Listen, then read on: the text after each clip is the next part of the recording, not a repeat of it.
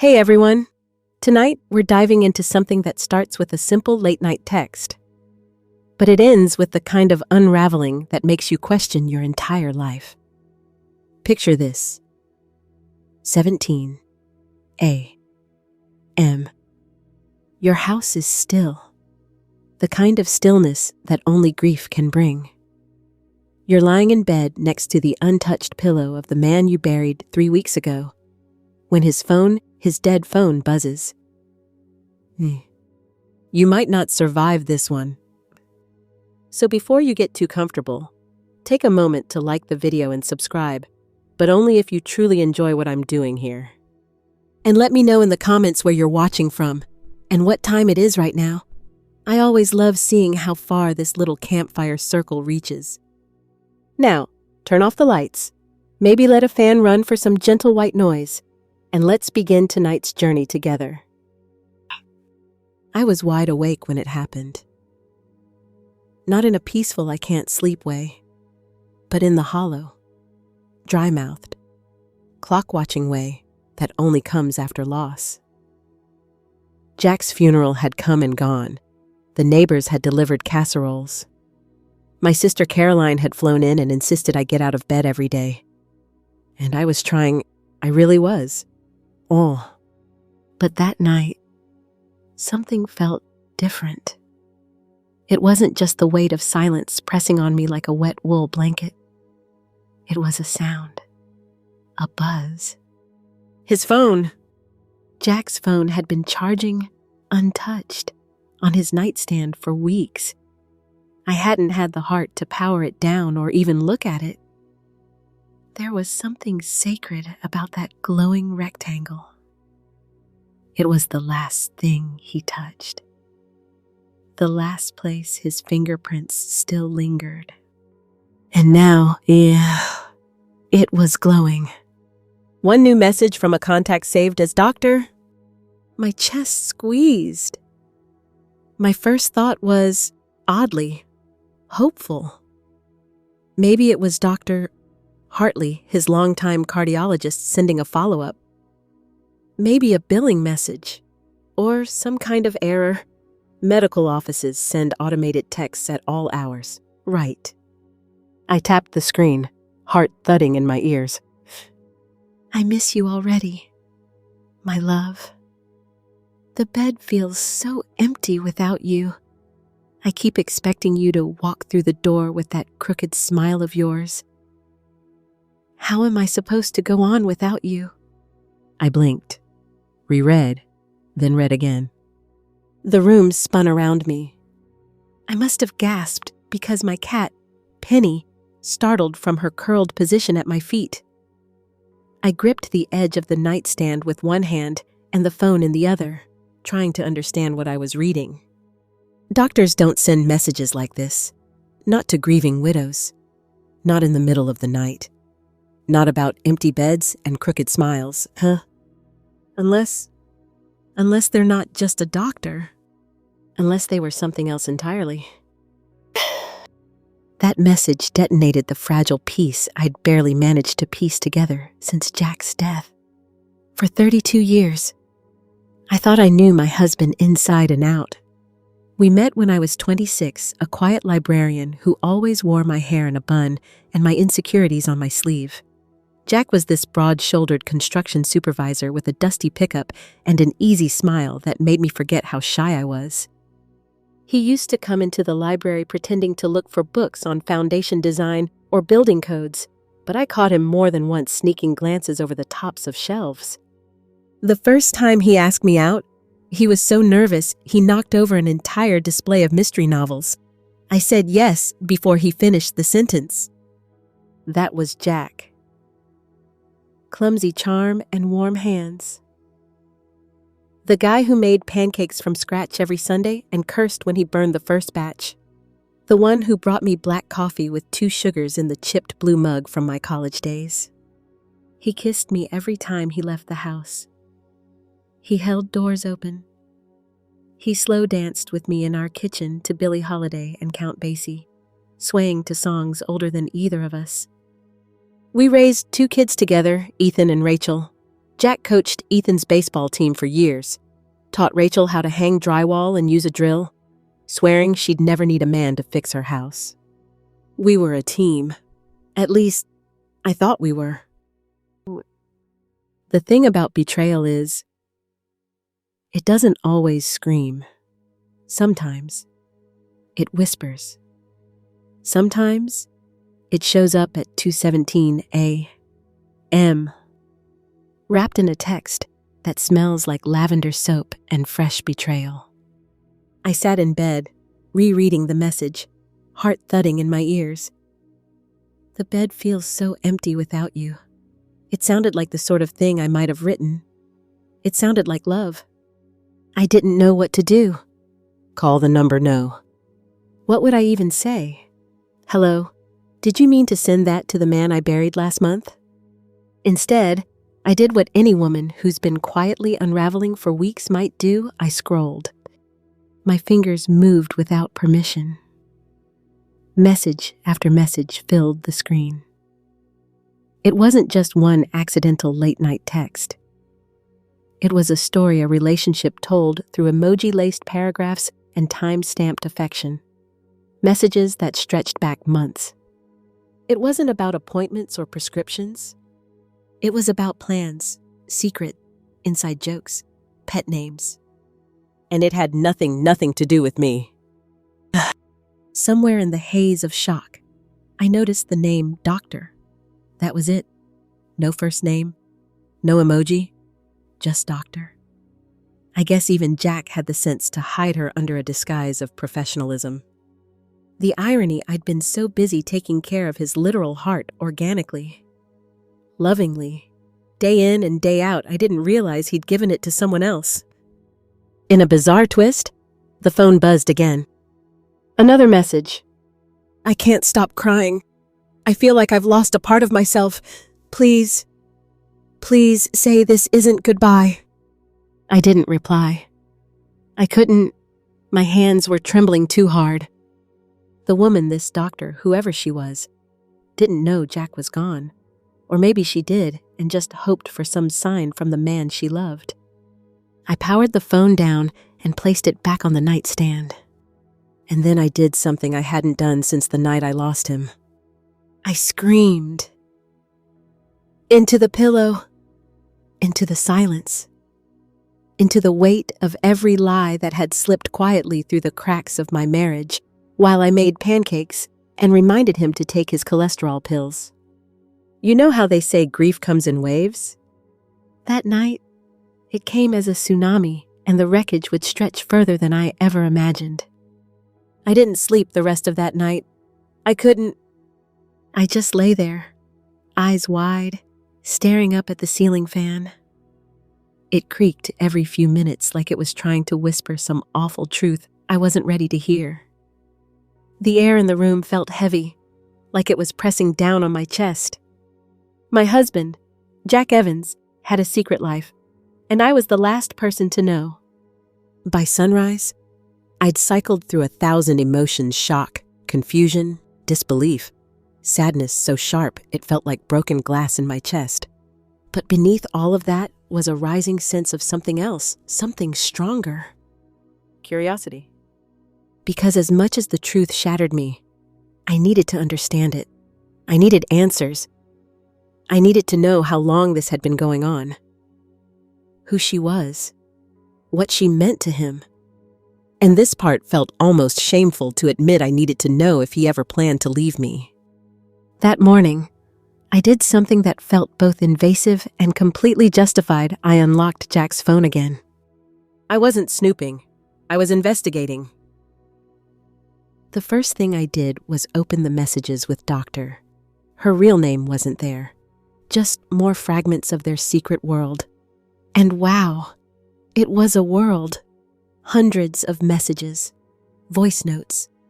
Even photos, though, thankfully. Nothing inappropriate. One picture stopped me cold. It was a selfie, just her, standing outside a medical office with a to-go coffee cup in hand. The caption read, "Your girl's ready to cure hearts and break rules today," followed by a winking emoji and a red heart. I stared at it for a long time. She wasn't stunning, but she was beautiful in that smart, confident, I have my life together way. Maybe 10 years younger than me, with dark hair pulled into a sleek ponytail and eyes that looked kind. I hated how kind she looked.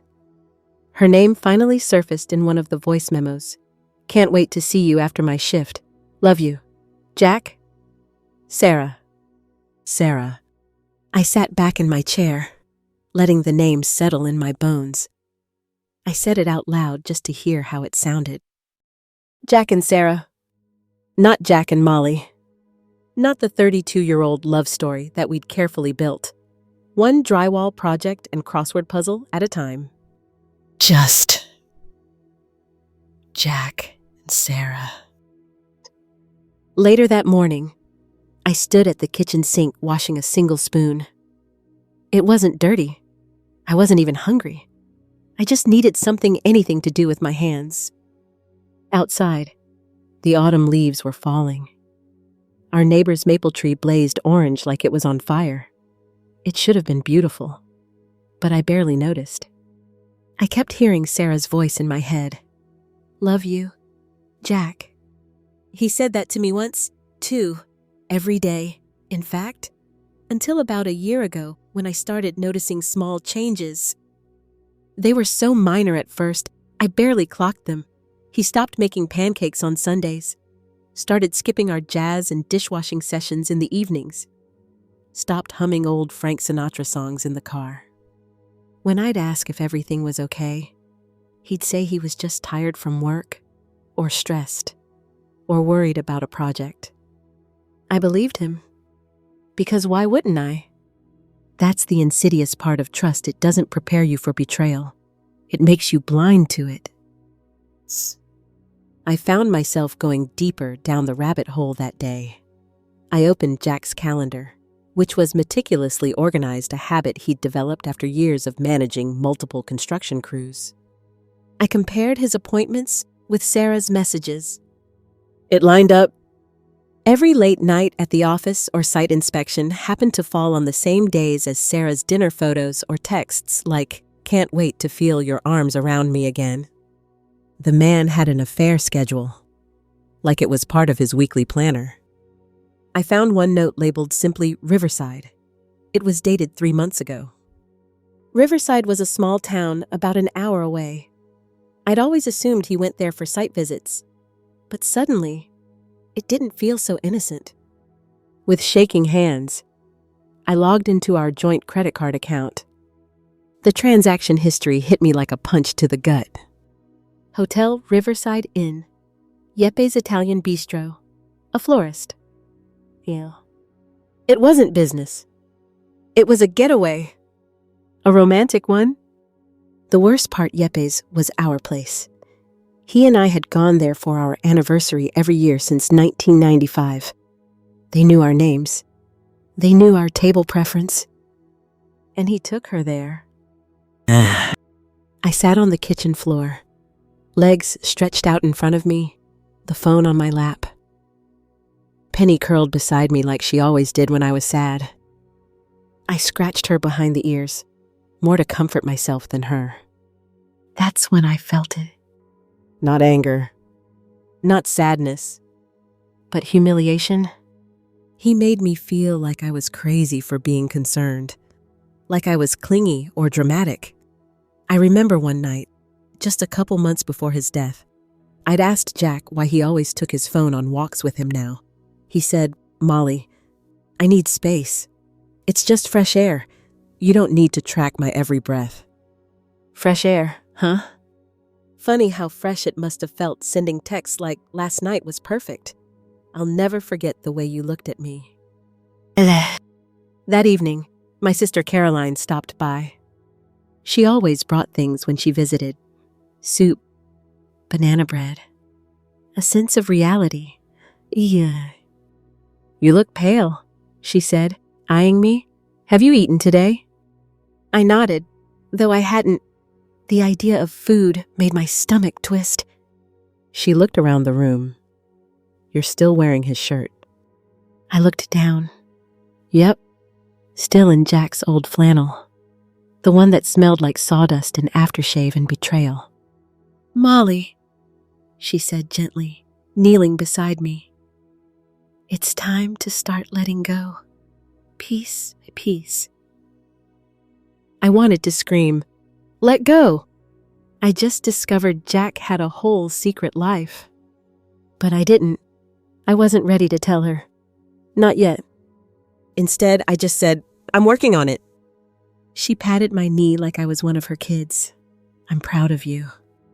The irony made my throat tighten. If she only knew. That night, I did something I hadn't done since Jack died. I made pancakes. From scratch, just like he used to. They tasted off. Like the butter was too salty or the syrup too bitter. But maybe it wasn't the ingredients. Maybe it was just me. I sat at the kitchen table, staring at that chipped college mug, and finally whispered the words I hadn't dared say aloud yet. "You cheated on me." Penny blinked up at me from the floor. "I don't know who you were, Jack, but I'm about to find out. Because this wasn't just about grief anymore. This was about truth. And I wasn't afraid to dig." I woke up the next morning with a plan. Well, sort of a plan. Let's just say a plan-shaped cloud started forming somewhere between my third restless dream and Penny jumping on the bed to remind me it was breakfast time. Her tail thumped like a metronome as she stared at me, eyes full of expectation. Unlike Jack, at least she still showed up when it mattered. I fed her, made myself a half-hearted cup of coffee, and sat down at the dining table with Jack's phone. It felt cold in my hands now, like a stranger's device, and in many ways, it was. The man who carried it, who texted sweet nothings to another woman while I folded his socks and made his doctor appointments, wasn't the man I thought I'd married. But the man I thought I married, he left clues. And I was going to find every single one. I started with his email. The password was the same as always, our son Jake's birthday. I stared at the inbox like it might jump up and bite me. Emails from suppliers, subcontractors, the usual. But then I found one that made my blood turn to slush. Subject line: lease agreement, 3rd Street apartment. Lease, apartment, not our home. The sender, a local real estate agency. I opened it with trembling fingers. The lease was dated 2 weeks before Jack's death. Renter Jack Evans. Co-occupant Dr. Sarah Whitaker. My jaw dropped. She'd signed her name. She wasn't just doctor anymore. Sarah Whitaker. That name settled into my bones like cold water down my back. This wasn't just an affair. This was a future. They were planning to move in together. I scrolled through the attached PDFs. Security deposit, renter's insurance, even a note that the key would be available for pickup that coming Friday, 4 days after Jack died. Well, that was something, wasn't it? I let out a breath I didn't realize I'd been holding. The apartment was less than 10 miles from our home. They weren't running off to Mexico.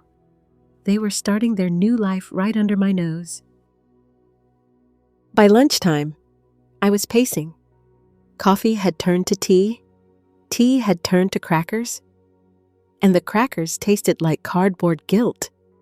I didn't know what I was more upset about, Jack's betrayal or my absolute lack of suspicion until that 2 a.m.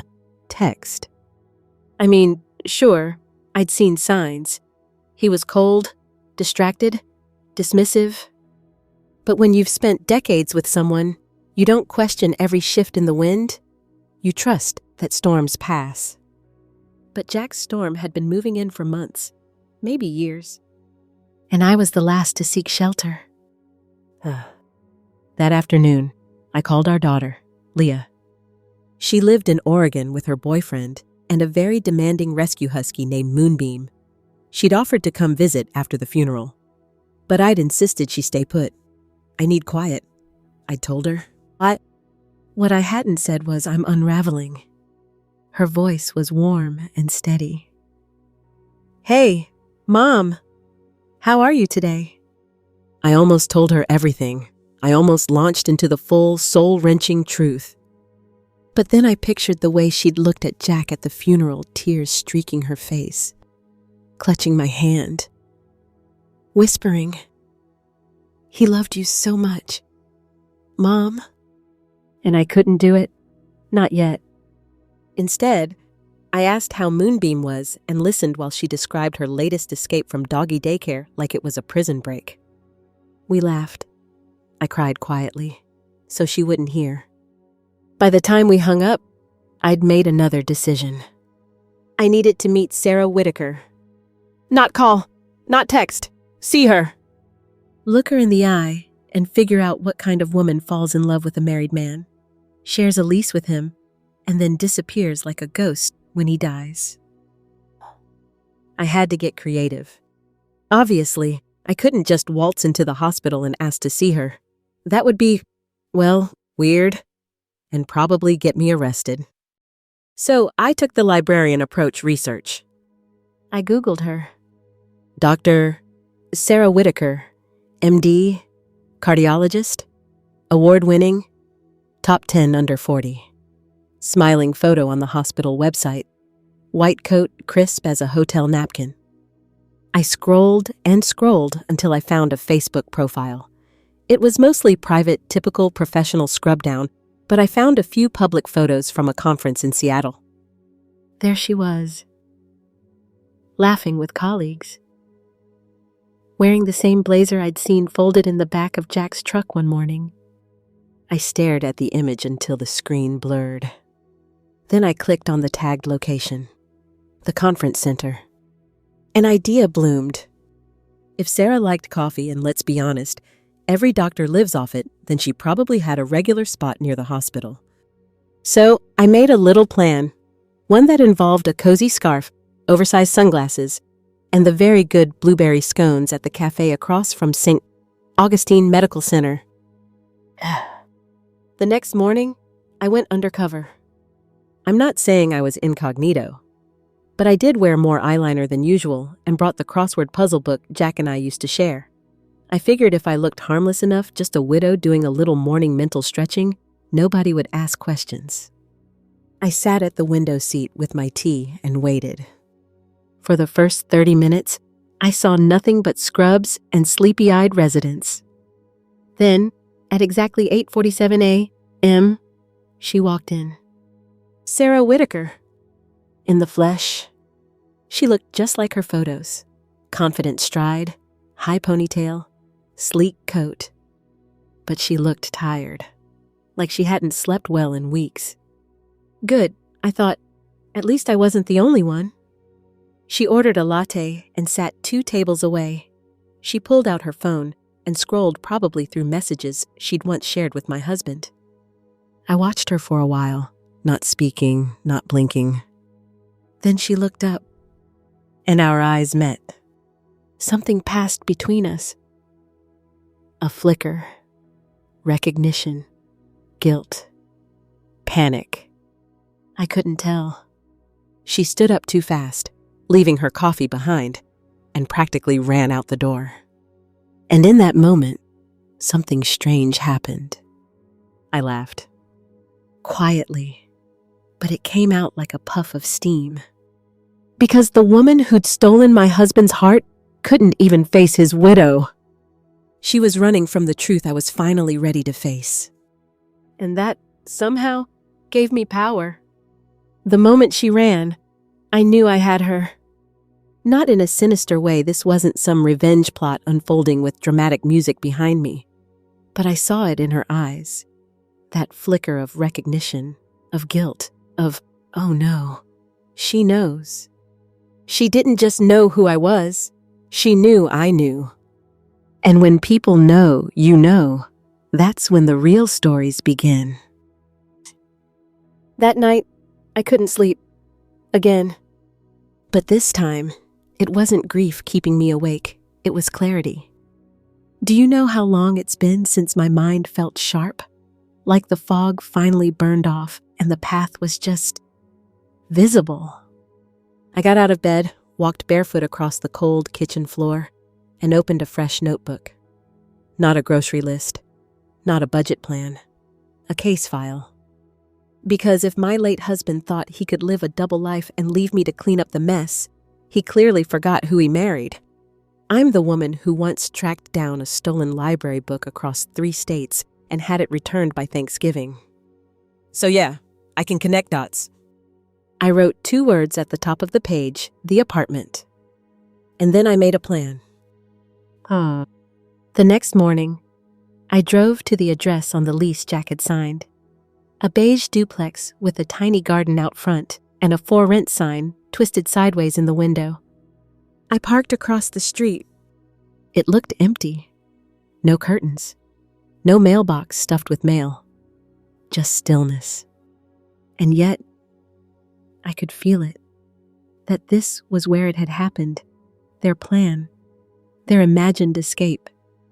For a moment, I imagined them hear Jack in the kitchen, humming while he made coffee for her, Sarah laughing at something he said while curling her hair in the hallway mirror. It made my stomach turn. But then I noticed something taped to the inside of the glass, a note, just a simple sheet of paper. I got out, walked up the steps, and pressed my face to the window to read it. Lease canceled, refund processed, keys returned 11/9. That was the day after Jack's funeral. I didn't know whether to feel vindicated or sick. She'd been here. After the service, after she watched me sob over his casket. She'd returned their key and walked away. Well, not exactly. She didn't get to walk away clean, did she? Back home, I made another pot of tea. It's funny tea feels like such a gentle act. Steeping leaves, warm mug, calm hands. But what I was doing was war. It just didn't look like it. I opened my laptop and did something that, frankly, felt absurd. I created a burner email account, quieteyes2to45.gmail.com. Why 2 to 45? I don't know. It sounded cryptic. Then, using every ounce of restraint, I wrote, Subject, I think we should talk. You don't have to run. I'm not here to make threats. But you and I both know that he lied to more than one of us. There are things I think you deserve to know. If you're willing to have an honest conversation, one widow, 2, whatever you were, then meet me at the old rose garden across from his worksite. Thursday, 2 p.m. You'll recognize me. Don't bring excuses, just answers. I sent it to the address she'd used in their shared lease paperwork. Then I closed my laptop and stared at the wall for a while. I had no idea if she'd respond. But for once, I was in control of the story. Thursday came. I dressed in a soft gray sweater Jack had bought me on a random trip to Maine, back when we were happy, or at least when I thought we were. It still smelled faintly of cedar. I arrived at the rose garden 10 minutes early. It was nearly winter, so the roses were mostly sticks and thorny ghosts of their former selves. But there was still beauty there. Silent, sleeping beauty. I sat on a cold bench and waited. At 2:07 p.m., I saw her. Sarah. She wore jeans and a peacoat, hair pulled back. She looked smaller in person, less like a romantic rival, and more like a very tired human being. She spotted me, walked over, sat down. No hello, no small talk. Just silence, and then... I didn't know he hadn't told you. Her voice was soft, cracked around the edges. I nodded, biting the inside of my cheek to stop the tears. You believed he was leaving me, I asked. She blinked fast.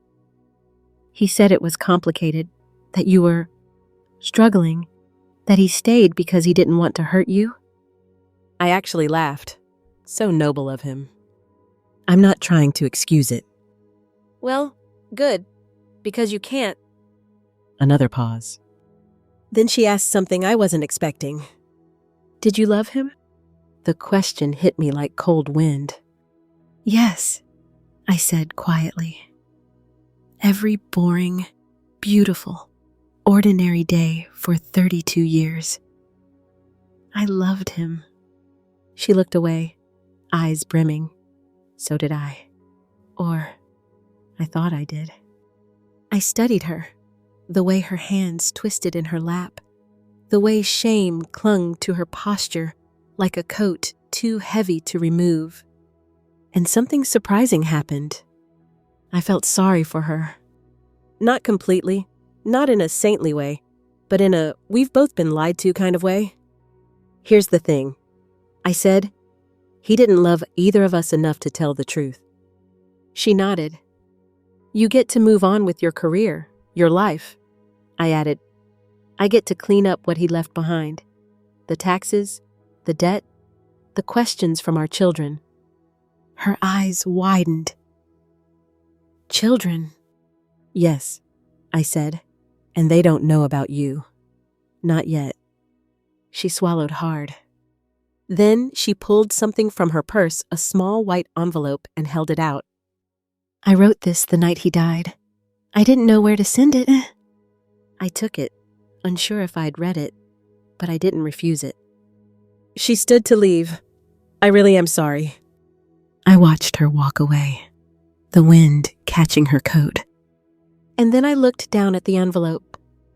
Just my name, handwritten in neat blue ink. I slid it into my purse. Because some truths need time. It took me 3 full days to open that envelope. I left it on the kitchen counter, then moved it to the nightstand. Once, I tucked it into the pages of an old novel I hadn't read in years. A tree grows in Brooklyn, like the note was a pressed flower I wasn't ready to look at. But eventually, I did. Late on a Sunday morning, with sunlight spilling through the windows and the soft hum of my neighbor's lawnmower in the distance, I sat down at the kitchen table, took a breath, and opened it. The handwriting inside was tidy, deliberate, a little slanted to the right. Sarah had written, Elena, I'm writing this with shaking hands and a heart full of things I'll never get to say aloud. I know this can't make anything right, but I want to tell you the truth. Jack told me he was separated, that the marriage was over in every way but paperwork. He said he stayed because you were fragile, and he was afraid of what it would do to your health, your mind, your children. I believed him. I believed a lot of things I shouldn't have. We never talked about you as a real person. That was my mistake. I let myself imagine you as a symbol, a sad figure in a story I didn't question hard enough. But when I saw you at the funeral, when I heard you speak about him, when I watched your children sob beside you, that's when I realized how wrong I'd been. He had a life, a whole life, and I'd helped him unravel it. I will carry that forever. I don't expect forgiveness. I just needed you to know I'm sorry. Not in the sorry I got caught way, but sorry in the kind of way that keeps you up at night. You deserved better. Sarah. I read it twice, then a third time, and then I cried. Not the kind of crying I'd done in those early weeks, the exhausted, grief-stricken sobs that left me wrung out and hollow. This was different. This was clean, almost like rain, like something washing through me, clearing out the rot that had settled in my heart. Sarah hadn't written it to justify herself. She hadn't begged for mercy or offered excuses. She had just told the truth. And the truth, as painful as it was, felt better than all the silence Jack had left behind. I folded the letter, placed it back in the envelope, and slid it into a drawer. I didn't know yet what I'd do with it, but I knew I wouldn't throw it away.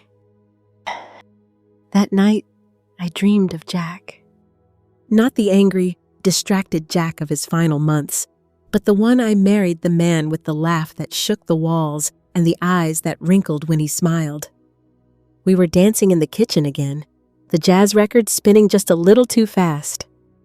He twirled me, dipped me, whispered, "You're the only girl I've ever loved." And I woke up angry. Because dreams lie, too. The next morning, Margaret stopped by with a stack of mail and a bag of still warm cinnamon rolls. Isusinichi. She'd become my unofficial guard dog, checking in at least twice a week, watching my face for signs of slippage. I loved her for it, even when it annoyed me. "Any movement on the estate paperwork?" she asked, biting into a roll and speaking through cinnamon and guilt. "Almost done," I said, flipping through envelopes. "Just a few loose ends." She watched me carefully. "You look different. Less like a ghost. More like someone who knows what day it is." "Fair enough." "Have you thought about therapy?" she added, gently. "Not because you're broken, but because this was a lot. Even for someone with a spine made of steel wool." I said, surprised to realize it was true. "I'm not there yet, but I'm thinking about it." Margaret nodded. "Good. Also, I signed you up for the community garden plot. Spring season starts in March." I stared at her. "You did what?" "I figured if you're going to dig through the wreckage of your past, you might as well dig up some tomatoes while you're at it." I rolled my eyes, but I smiled. That afternoon, I sat at the kitchen table with a fresh notebook. Not the affair file, not the grief diary, a new one. I wrote at the top what comes next. I wasn't sure yet, but I'd been still long enough. A week later, I boxed up Jack's remaining clothes, the suits he hadn't worn in years, the flannel shirts I used to steal, the leather boots that still had traces of sawdust in the soles. Each item I folded with care. Each item I placed in a donation bag with a whispered goodbye. Not every memory has to become a shrine. Some can simply be what they were, evidence of a life lived, flawed, beautiful, and gone. As I packed, I found a sweater I didn't recognize. Soft, lavender, clearly not my size. My heart sank. One more ghost I didn't need. I tossed it in the final bag. By March, the community garden plot was calling. I showed up in old jeans and a sun hat that made me look like a disoriented beekeeper, but I didn't care. There was something cathartic about pressing my hands into the soil, planting seeds in the dirt of a world that had collapsed and rebuilding something small, quiet, and green. I planted cherry tomatoes, basil, snap peas, and lavender. Lavender? It's funny what grows when you least expect it. The first time I smiled, really smiled after Jack's death, was over a tomato.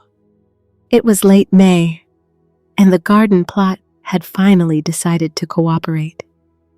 After weeks of watering and weeding and quietly talking to my seedlings like they were house guests, something miraculous had happened. My cherry tomatoes had ripened. And not just one, a whole cluster, like little rubies in the morning sun. I picked one, brushed off the dirt, and popped it in my mouth. The taste was absurdly good. Sweet, tangy, sun-warmed. Nothing like the waxy supermarket kind. I stood there for a full minute, tomato juice on my fingers, and laughed. I laughed. And then I cried, which seems to be how things go now, one emotion crashing into another, like waves on a beach. But still, it was progress. That tomato tasted like something new. Like maybe, just maybe, I wasn't going to be stuck in that same sad loop forever. Margaret showed up later that day with a 6-pack of elderflower soda and a pair of second-hand gardening gloves. "You're becoming a regular earth witch," she teased, surveying my neat little rows of basil and snap peas. "I'm just trying to keep things alive for once," I said, without thinking. She didn't flinch. Instead, she reached into her tote bag and pulled out a folded envelope. "This came for you. Looks like certified mail." I wiped my hands on my jeans and took it. It was from the state medical board. My heart jumped. Inside was a formal letter stamped and sealed, informing me that Dr. Sarah Chin's medical license had been officially revoked. Words like gross misconduct and failure to maintain professional boundaries leapt off the page. I sat down on the garden bench, the smell of mint and damp soil around me, and let it sink in. It was done. What started with a late-night text and a tsunami of betrayal had ended with accountability. Not revenge, just truth, with paperwork. That night, I made a salad with my first harvest, tomatoes, basil, a little olive oil and salt. I plated it like a 5-star chef, even though it was just me at the table. I lit a candle, played some jazz, let myself enjoy the moment without the weight of what came before. Because here's the thing, when you've spent so long shrinking yourself to fit inside someone else's life, reclaiming even the smallest space feels radical. That night, my kitchen wasn't a graveyard of old traditions. It was mine. A few days later, I received a call from Lily. She sounded softer than usual. "Mom," she said, "Jessica and I were talking. We want to come visit. Spend a weekend? Just us girls. Maybe cook, maybe garden, maybe talk." I felt something unclench in my chest. "I'd like that," I said. "And Marcus wants to come next month," she added quickly, like she didn't want me to get too comfortable. "He says he still doesn't agree with everything, but he understands more now." That was enough. No family is perfect, but when you love someone long enough, you learn to meet in the middle, sometimes with dirt under your nails and unsaid things still blooming between you. June brought heat and lavender. My little patch of purple flowers bloomed faster than I expected. Bees buzzed around them like they were hosting a tiny, enthusiastic rave. I cut a few sprigs and hung them to dry in the kitchen, the scent filling the space Jack once owned. Funny thing about lavender, it doesn't just smell sweet. It repels moths and calms nerves. It's resilient. It grows even when you forget to water it some days. I think I was starting to become a bit like lavender. A little softer, a little stronger, still blooming, even after being forgotten. I still talk to Jack sometimes. Not in a spiritual medium kind of way, just casually, while folding laundry or waiting for the kettle to boil. Mostly I told him things he never got to hear. Like how I finally stopped biting my nails. How the new librarian at work looks exactly like a young Tom Hanks and shelves everything alphabetically, even the biographies. How I planted lavender even though it reminded me of a stranger's sweater. I didn't ask him questions anymore. I didn't expect answers. Talking to him now was like talking to an old photograph, comforting, but safely in the past. I finally donated his tools. It took me a while, mostly because they were so him. Worn handles, scratches, the faint smell of motor oil. But I knew I couldn't keep building a future around the artifacts of a man who'd built a parallel life behind my back. So I found a nonprofit that teaches construction skills to women rebuilding their lives after hardship. When I dropped off the toolbox, a young woman with bright eyes and paint on her hands said, "These are in great shape. Whoever owned them must have loved building things and..." "He did," I said simply. "He was just building the wrong life." On my birthday in July, I woke up to birdsong and a sunbeam squarely across my pillow. No Jack with breakfast in bed pancakes. No card signed, "Love always." But I had a stack of messages from friends, a silly voice note from Lily and Jessica, and a card from Margaret that said, "Here's to the fiercest phoenix I know." I spent the morning barefoot in the garden, talking to my tomatoes like old friends and humming an Ella Fitzgerald tune. And that afternoon, I danced in the kitchen again. Alone, joyfully. Because I wasn't waiting for anyone to lead. The first time I wore color again, it was accidental. I'd been living in shades of gray and navy for so long out of mourning, out of habit, that I forgot what it felt like to wear something bright. But on that particular Thursday, while rummaging through the bins in a thrift store, my fingers landed on a buttery yellow cardigan. Soft cotton, wooden buttons, my size. It wasn't planned. I just held it up and smiled. I wore it home, and I didn't take it off until bedtime. Grief is strange like that. It doesn't leave all at once. Sometimes it slips out through color.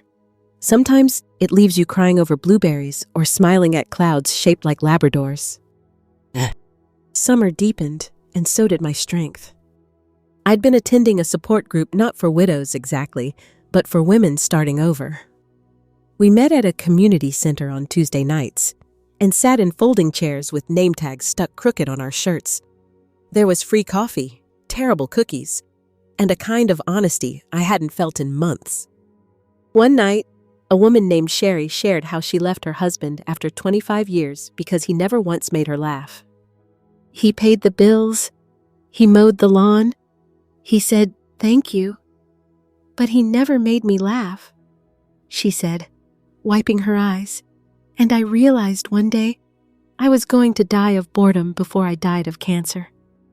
We all nodded in this sort of painful agreement, because no one teaches you that being tolerated isn't the same as being cherished. And in that moment, I realized something that had been brewing inside me for weeks. Jack hadn't just betrayed me with another woman. He'd stopped seeing me a long time ago. That week, I finally went back to the ocean. The very same coastline Jack and I had walked every anniversary, the place I used to think of as ours. Mine. I parked in a different lot, wore my yellow cardigan, brought a paperback, and a thermos of iced tea, and for the first time in forever, I wasn't chasing a ghost down the sand. I found a flat rock, sat down, and let the wind tangle my hair while the seagulls screamed and kids in the distance laughed without restraint. I thought about how much energy I'd wasted trying to keep my marriage alive those final years, twisting myself into a quieter shape, apologizing for asking basic questions, reading between the lines of half-hearted compliments like they were gospel. And now here I was alone on a beach, still standing, still breathing, still me. That evening, I wrote a letter to Jack. I didn't plan to. It just sort of spilled out after I got home and made myself a bowl of pasta. Dear Jack, I hope wherever you are, your heart is finally at peace. I hope you've apologized to the stars for the way you broke mine. I've stopped asking why. I think that's been the biggest shift. I don't want answers anymore. I just want my life back. You gave your love to someone else. You chose her, and maybe, in some ways, I understand. Maybe you felt seen by her in a way I no longer knew how to offer. Maybe you convinced yourself it was harmless. Maybe you were too much of a coward to do the right thing and be honest with me. But here's what I need you to know. I would have forgiven you if you'd asked. I would have walked through fire to fix us, but you didn't want that. And I'm done mourning someone who wasn't mourning me. Goodbye, Jack. Not just to you, but to the part of me that kept waiting for an apology that never came. Sincerely, Delilah. I folded the letter and slid it into the fireplace. Watched the paper curl and blacken and finally disappear. It felt final, not dramatic, just settled. Like putting down a bag you didn't realize was breaking your back. In August, I started seeing a therapist. Her name is Claire, and she looks like she belongs in a Nancy Meyers movie, Big Glasses. Linen pants, voice like warm honey. She asks good questions. What's the first thing you want to do now that no one is watching? That one stumped me. No one had asked me what I wanted in years. And so, I made a list. Learn to play the piano. Take a solo trip somewhere quiet and weird. Start writing again. Say no without apologizing. Paint the bedroom teal, not beige. Teal? It wasn't a bucket list, more like a blueprint for the woman I was becoming. Claire also told me something that I wrote on a sticky note and slapped on the fridge. Closure isn't something you get, it's something you create. And every day since then, I've been creating it in small, sacred ways. Filing paperwork without flinching. Calling the pharmacy and switching everything to my name. Selling Jack's favorite recliner not out of spite, but because it squeaked like a dying duck and I hated it. Closure isn't loud. It's not a dramatic monologue in the rain. It's lavender in the window and receipts with your own name on them. It's remembering who you are when no one's telling you who to be. By the end of summer, the tomatoes were done. But my lemon balm went wild, like it was making up for lost time. I started putting it in everything: tea, salads, bathwater. It made me smell like a meadow and feel like I'd finally crawled out of something dark and heavy. And you know what? I didn't miss the old life. Not the quiet resentment. Not the silence at dinner. Not the feeling of always wondering if I was too much or not enough. I just missed the man I thought Jack was. And that man hadn't existed in a very long time. One night, while sorting through photos for donation, I found a picture from our first year of marriage. It was blurry and off-centered. The lighting was awful, and Jack was trying to kiss my cheek while I laughed. It was honest. And it reminded me that we'd had something real once, even if it didn't last. So I kept that photo, but I framed it next to a picture of me alone, in the garden, wearing my yellow cardigan, smiling, side by side, past and present. Not erasing, just choosing what to carry forward. Fall came gently that year. In California, it doesn't hit like a hammer the way it does in the Midwest. There's no dramatic explosion of color, no sudden cold snap that makes you reach for coats in the back of the closet. Here, the air just shifts a little. Mornings grow quieter. Shadows stretch longer, and you find yourself reaching for a sweater without thinking about it.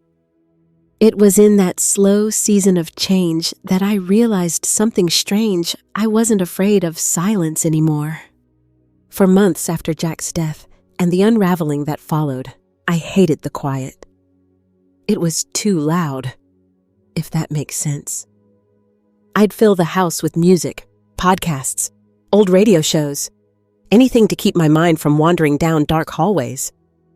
But now I'd catch myself sitting in the garden with nothing but the sound of wind and birds and my own breathing. And it didn't hurt. It felt like peace. One afternoon, I visited the farmer's market in town, the one Jack and I used to go to every other Saturday. Back when we were the kind of couple that split apple cider donuts and argued gently over heirloom tomatoes. I hadn't been back since he died. The booths were still the same lady selling lavender sachets, same young guy with a guitar and a voice like warm molasses, same older couple in matching sun hats arguing about whether or not they already had too much squash. Some things don't change. But I didn't cry when I passed the donut cart. I didn't flinch when I saw couples holding hands.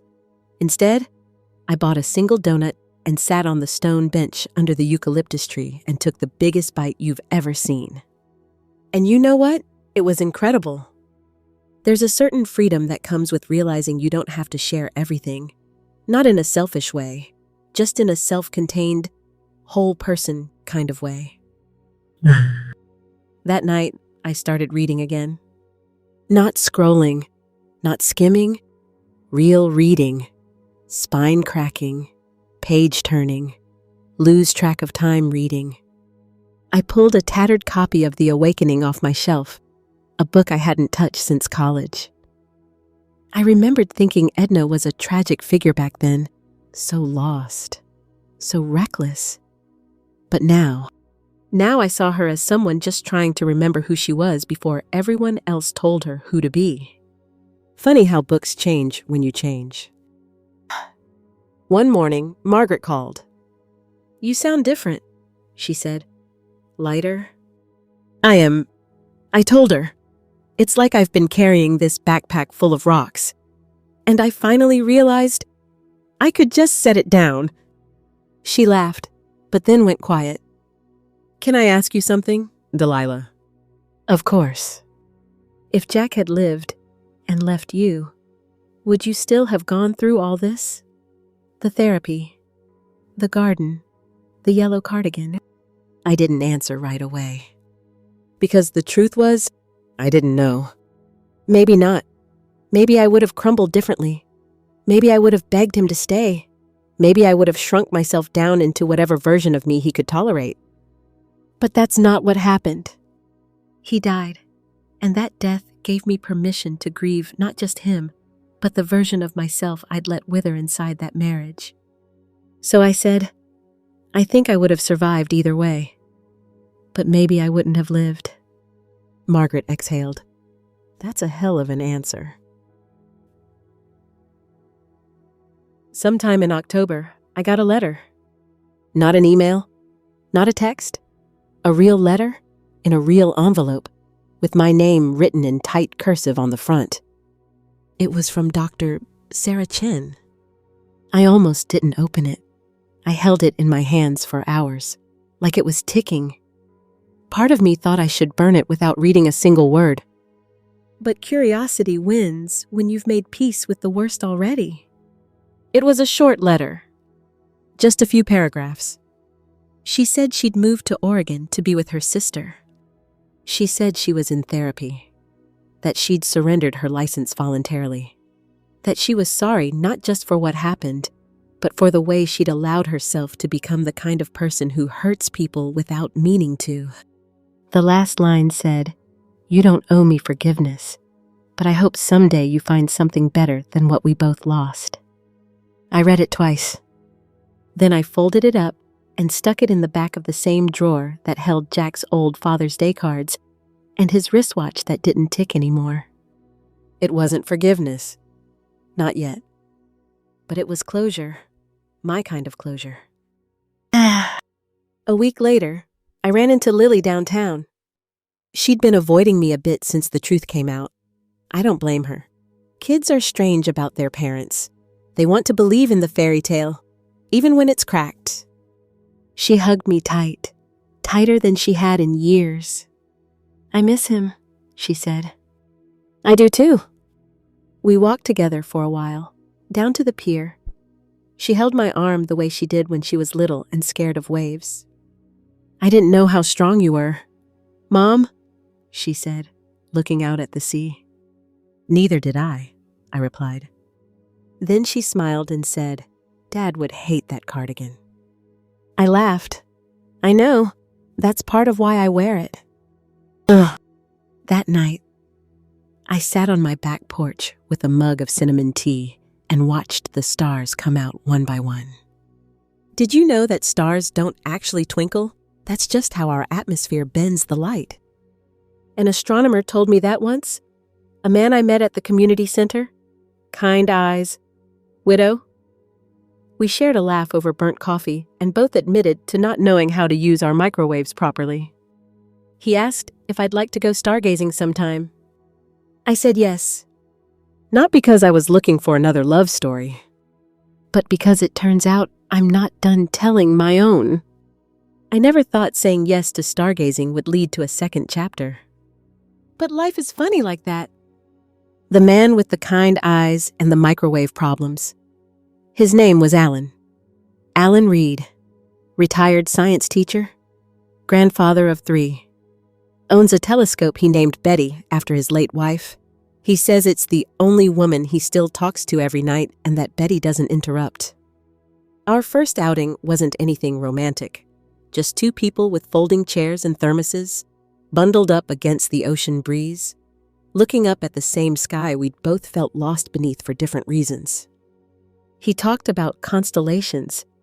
I talked about books. Somewhere in between the Little Dipper and Orion's Belt, I realized I hadn't checked the time once.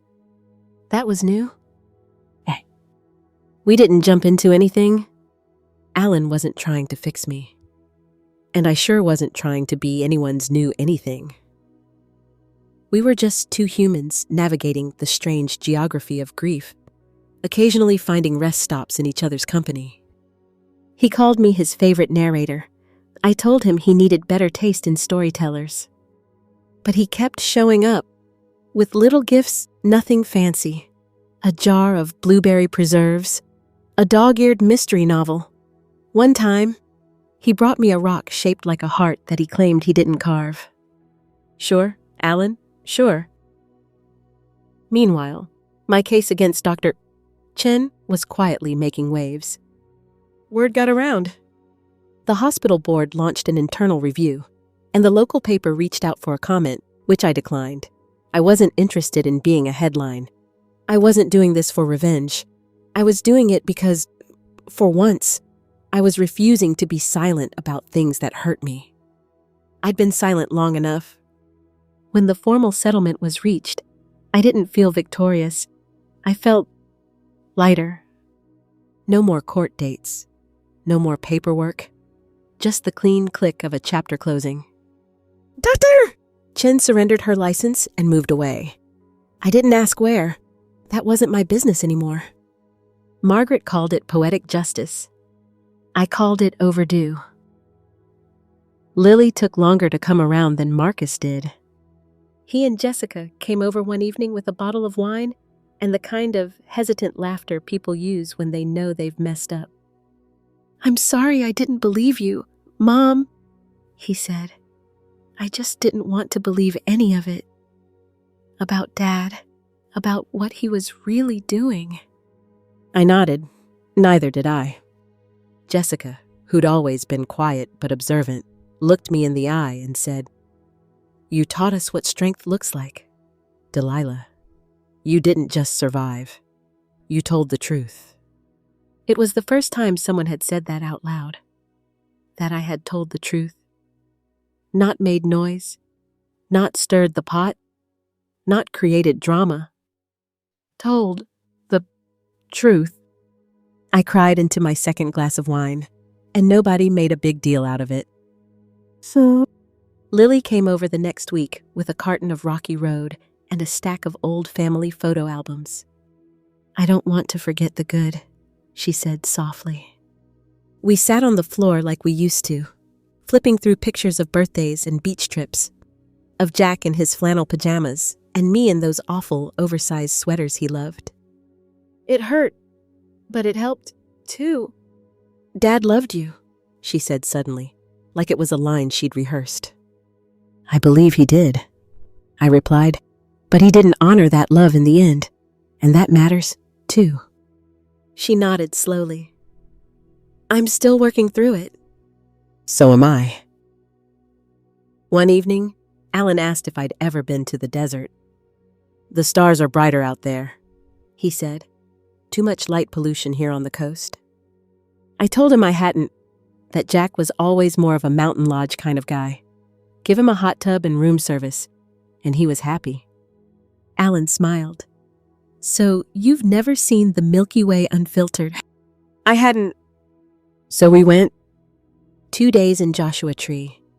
A rented cabin with no Wi-Fi. Sandwiches wrapped in paper. Thermoses full of cocoa and one suspiciously strong hot toddy. The sky was ridiculous. An ocean flipped upside down, stars strewn like glitter on black velvet. "You see that," he whispered, pointing to the wide smear of stars across the sky. "That's us. That's everything." It made me feel small and infinite all at once. Then, on the second night, I told him the story. Not the sanitized version. The real one. I told him about the affair, About the messages, about the unsent email, about the weight of betrayal and the strange clarity that followed. I told him I wasn't healed, that I probably never would be all the way. He didn't flinch. He didn't offer advice or try to make it better. He just said, "That's a hell of a story, Delilah, and you lived through every word." We didn't kiss under the stars. That would have been too easy, too scripted.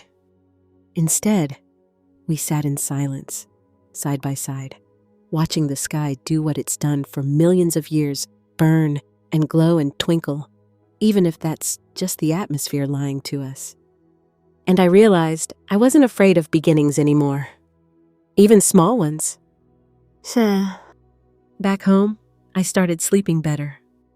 I began taking long walks on the beach without checking my phone. I bought a ridiculous sun hat and wore it to the bookstore like I was some fancy tourist. I baked banana bread for no one in particular. I found new jazz records and danced alone in the kitchen with the windows open. And one morning, I saw an elderly couple walking hand in hand past my gate.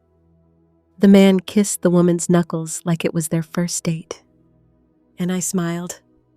Not because I was jealous, but because I knew, finally, I could love again, differently, carefully, without losing myself in the process. Because I'd met myself in the ruins, and I liked who I'd become. I hadn't meant to start writing again. It began with a sticky note. "Don't forget milk," it said. But then I added a second line, "and maybe something just for you." It was silly, but it stuck with me. That was the beginning. Before Jack died, I used to keep journals, half-finished stories, little snippets of dialogue, dreams that showed up in the shower and vanished before lunch. He'd tease me for never finishing anything, always starting new notebooks and abandoning them halfway through. "You're a librarian, honey," he'd say, "not a novelist." But after he was gone, I didn't write anything for a long time. Now I had something to say. I started small. Just a few paragraphs each morning at the kitchen table. No pressure, no goal, just truth. I wrote about grief, not the kind people post on Facebook with black and white photos and flowery quotes, but the real kind. The kind where you forget your own birthday because you were too busy missing someone else. I wrote about guilt, about how you can love someone and still admit they broke you. And slowly, the story took shape. Not a memoir, not exactly fiction either. Just a woman telling the truth. Margaret read it first. She came over one Tuesday with her usual casserole and found me surrounded by papers, red pen in hand. "Are you grading your own life?" she asked, setting down the lasagna. Something like that. When I handed her the pages, I expected her to skim, maybe offer a few polite comments about my style.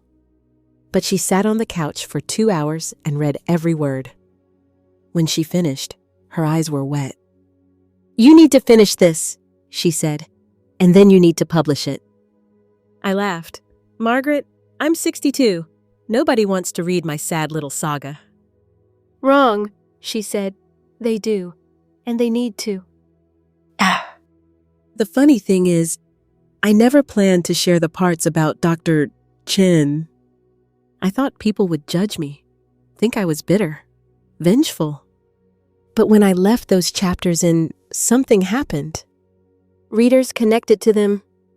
I posted a sample on a blog I hadn't touched since 2012, and within a week, hundreds of comments poured in.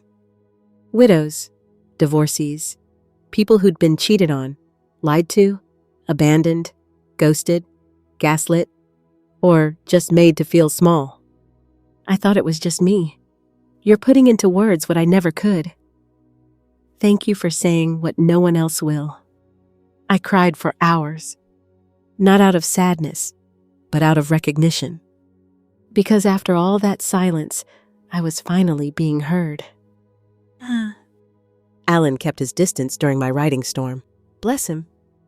He'd stop by with bagels or a new book, drop a kiss on my temple, and say, "Still in the thick of it." I'd grunt or nod or mutter something about character arcs.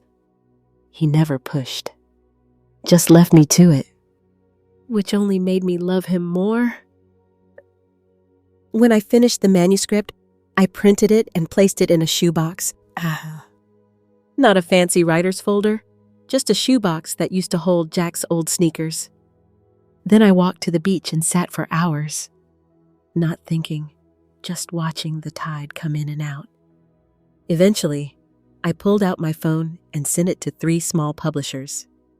No agent, no cover letter, just a note. "I don't know what this is, but it's real. Maybe that's enough." 2 months later, a reply came. "Subject, we read your story." The email was short, no frills. "We'd love to publish this. Let's talk." I blinked at the screen like it had spoken in tongues. When I called Margaret, she screamed loud enough to wake her neighbor's baby. Alan just smiled and said, "I knew they'd see what I see." The publishing process was equal parts thrilling and exhausting. I worked with an editor named Trina who reminded me of Lily Smart, direct and gently savage. She cut things I loved and made me add things I'd wanted to avoid. "People need the whole truth," she said, "not just the polished version." So I left in the breakdown at the grocery store, the rage cleaning at 2 a.m., the way I'd once thrown Jack's cologne bottle against the wall and cried over the broken glass. Painful stuff, but honest, and that's what mattered. When the book came out, it was a quiet release. No tour, no fancy interviews, just a local bookstore signing and a podcast episode with a grief counselor who called my story a roadmap for surviving betrayal with grace. The title, "The Space Between the Lies." Not bad for a librarian, huh? One morning, I walked into my favorite cafe and saw someone reading it. She had tears in her eyes and a pen in her hand, underlining a sentence I didn't even remember writing. I sat nearby, anonymously sipping my coffee, and felt something I hadn't felt in years: pride. Not the kind that puffs up your chest, the kind that warms you quietly from the inside. Back at the cottage, I started planning a new routine. Monday walks, Tuesday writing, Wednesday jazz night, Thursdays with Alan. Fridays? Fridays were for me. No obligations, no expectations. Just me and a notebook and whatever truth wanted to come out next. I didn't become famous. Didn't get rich. But I got free. Free of silence. Free of shame. Free of carrying someone else's lies like they were mine to bear. And you know what the best part is? Jack's betrayal no longer defines my story. It's just one chapter in a book that's still being written. A few weeks after the book was released, I received a letter, an actual letter, on paper, in a real envelope postmarked from Seattle. It was from Sarah Chen. My first instinct was to throw it away unopened. But something in me, maybe curiosity, maybe the part of me that used to believe people could change, made me slice it open with the dull letter opener Jack used to keep in his desk drawer. The letter was handwritten, 2 pages, slanted cursive, carefully chosen words, no apology, exactly, at least not at first, John. But there was vulnerability in the folds. "I read your book," she wrote. I saw myself in it, not just in the ways I feared, but in the ways I hadn't considered. I thought I was the victim too. I thought I was the one who lost everything. But you were right. I never saw the whole picture. I wanted you to hate me. I wanted to become a character in your story that you could destroy and walk away from. But instead, you wrote about me with restraint, with something like compassion, and that hurt more than any lawsuit ever could. She ended the letter with one line that stayed in my chest like a stone. I hope someday we both get to be more than what he left behind. I didn't reply. I didn't need to, but I folded the letter and tucked it in the back of my journal. Sometimes closure doesn't come from confrontation. Sometimes it comes from surviving the damage and still being capable of listening. By spring, I'd started hearing from local women's groups, book clubs, even grief counselors, asking me to speak. I'd never done public speaking outside of the library's annual story hour. But something about standing in front of a room full of women, many older, many carrying their own losses, felt sacred. I didn't read from the book. I just told them what had happened. How I went from a woman who couldn't make a grocery list without crying to someone who now makes lists of places she wants to visit before 70. I talked about how betrayal isn't always dramatic. Sometimes it comes in sighs, shrugs, missed anniversaries, how love can rot in silence and nobody notices until it stinks. I'd always end with the same line. If someone makes you feel invisible, it's not because you're small. It's because they're not looking with clear eyes. That line always made people cry. It still makes me cry. Marcus and Lily eventually read the book. I had warned them it would be uncomfortable. I'd changed names, edited some of the harsher details, but the heart of it was still there. Jack's betrayal, my breakdown, the truth I had clawed out of the wreckage. They called me after finishing it, both on speakerphone. "Mom?" Lily said first, her voice trembling. "We're sorry we didn't see what you were going through. I didn't understand it until now. I kept asking you to move on, to forgive, but I never asked you what you needed." Marcus added, "You weren't just mourning Dad. You were mourning the man you thought he was."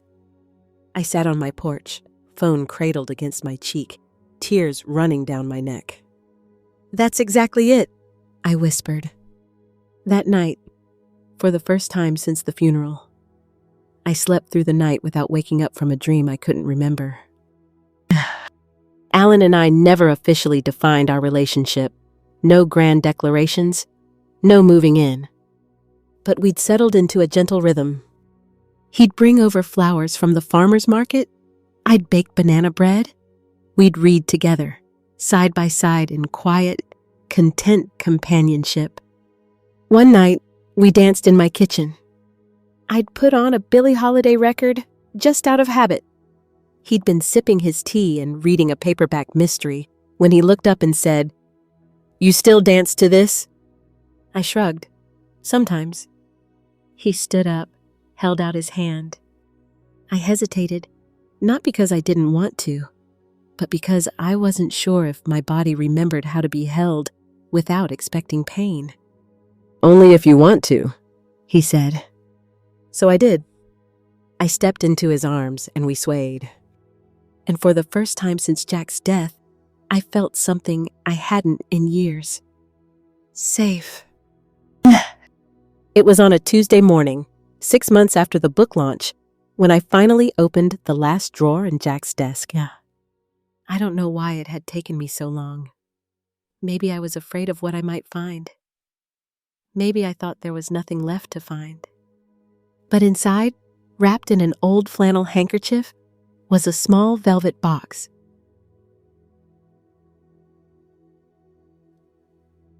I opened it, expecting jewelry. Instead, it held a folded note. For Elena, in case I never get the courage to say it. My breath caught.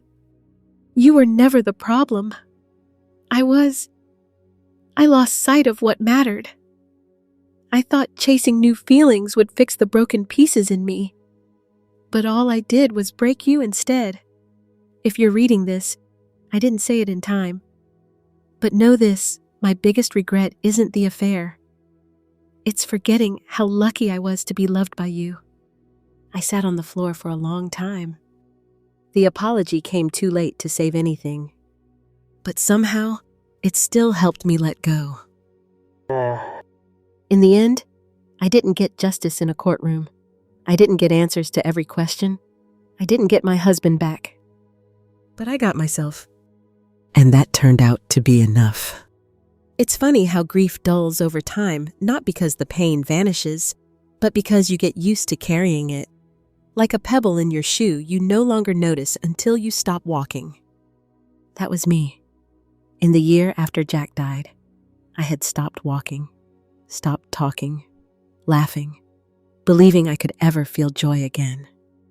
And yet, here I was, on a warm Saturday morning, standing under the open sky of a local community park, folding chairs arranged in neat rows, a long table covered with copies of my book, and a little sign that read, "Meet the author, a story of loss, truth, and becoming whole." I didn't know what I expected when I agreed to do this outdoor reading. Maybe a few older ladies from the library. Maybe Margaret with her phone ready to snap blurry pictures. Keys. What I didn't expect was the woman who approached me after the event. She looked nervous, mid-50s, gentle eyes, hair pulled back into a loose ponytail. "Miss Walker?" she asked, clutching a well-worn copy of my book. I smiled. "That's me. Please call me Nora." She hesitated, then held out her hand. "I'm Eva. I knew Jack years ago." That name hit like a soft gust of wind across old scars. Eva, one of the names I'd seen in the phone logs, one of the ones I'd never had the courage or energy to track down. I waited, unsure where this would go. "I wasn't involved," she said quickly, seeing my face change. "Not like Sarah. I was a friend from work. But Jack, he talked about you. All the time. He said you were the only person who could make him laugh when he didn't want to. He used to say your eyes looked like dusk right before it rains." I blinked, the image landing somewhere in my chest. "I'm sorry for what he did," Eva said quietly. "I think he was too proud to ask for help. Too selfish, to be honest." I nodded. "That sounds like him." She handed me the book for a signature, and when she left, I wrote something simple. "To Eva, thank you for reminding me that even flawed people can be remembered for their light." The cottage by the coast had become my home in every sense of the word. The walls bore no photos of Jack, but they didn't need to. My memory kept what mattered, and finally, only what mattered. The sound of his laugh when he read fake newspaper headlines aloud. The way his hand would absent-mindedly rest on my shoulder while he stood behind me washing dishes. The familiar smell of aftershave and dust on a Sunday morning. I kept those things. I gave away the rest. Margaret visited often, usually bringing something absurd from a thrift shop, a vintage cookie jar shaped like an alligator, or a pink sequin pillow that said, "Queen of Everything." "You need sparkle," she always declared. And irony. A woman who survived betrayal deserves both. She wasn't wrong. One day, Marcus yet showed up with a large manila envelope. "This came to the house," he said, setting it on my kitchen table. "From the hospital's legal department. Thought you'd want to open it here." Inside were the final documents related to the malpractice settlement, a cover letter, a check. More than I expected. Enough to pay off lingering debts. Enough to fund the scholarship I'd been thinking about, one for older women returning to school after personal loss. "I'm thinking of calling it the Second Sunrise Fund," I said. Marcus smiled. "That's beautiful, Mom." He paused, then added, "I wish Dad could see you now." I looked at him, eyes soft. I don't need him to see me. I need me to see me. Lily brought her fiancé to visit that fall. His name was Isaiah. He was quiet and thoughtful and adored Lily in a way that made my chest swell with hope for her future. While they were visiting, I noticed Isaiah watching me curiously one afternoon. "You're not what I expected," he said. "Oh, what were you expecting?" I asked, amused. "I guess someone more bitter, more closed off." I chuckled, sipping my tea. Bitterness is heavy. I already have enough laundry to carry. Alan still visited, though less frequently now that I'd settled fully into my independence. We had become something that didn't need a label. He respected my solitude, and I respected his silence. One evening, he brought me a stack of old jazz records he'd found at a flea market. "Thought you might want to dance," he said. We did, but it wasn't romantic. It was just two people who had known pain finding something soft and warm in the spaces life had left behind. I still speak at libraries sometimes, still sit with women who cry into their tissues while telling me their own stories of betrayal, loss, and unexpected strength. And I always end with the same truth. You don't have to forgive someone to move on. You just have to stop waiting for them to explain why they hurt you. Tonight, I'll fall asleep to the sound of ocean waves outside my window. My record player will spin Billie Holiday as I fold laundry. And in the mirror, I'll see the woman I fought to become. Not the grieving wife, not the discarded partner, not the overlooked homemaker. Just Nora. Still here, still whole, still dancing. If you're still here with me, I want to say thank you for walking with me through this winding, aching, strangely empowering path. This wasn't just a story about betrayal or grief. It was about truth. About waking up from a long, comfortable illusion and learning how to live in full color again, even after everything's been stripped away. There's something sacred about choosing yourself after years of being the one who chose everyone else first. It's quiet, not dramatic.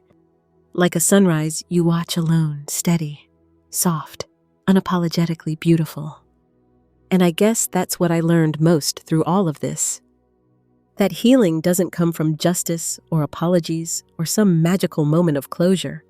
It comes from the little things, getting up and brushing your hair even when no one will see you, laughing at a joke you tell yourself, making pancakes for one and dancing barefoot in the kitchen, not because someone is watching, but because the music moves you.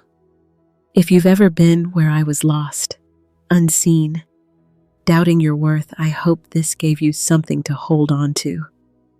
Not the promise of revenge or even answers. Just the gentle reminder that you are not invisible. You never were. And if no one's told you lately, you're allowed to start over, at any age, with nothing but your own name and your own truth. Thank you for sitting with me tonight, for letting my voice be the one that tucked you in. Please be kind to yourself tomorrow. Keep something sweet in the fridge. Let the light in. And if this story meant something to you, stay close. There's more to come. Good night, my friend. I'll see you again soon.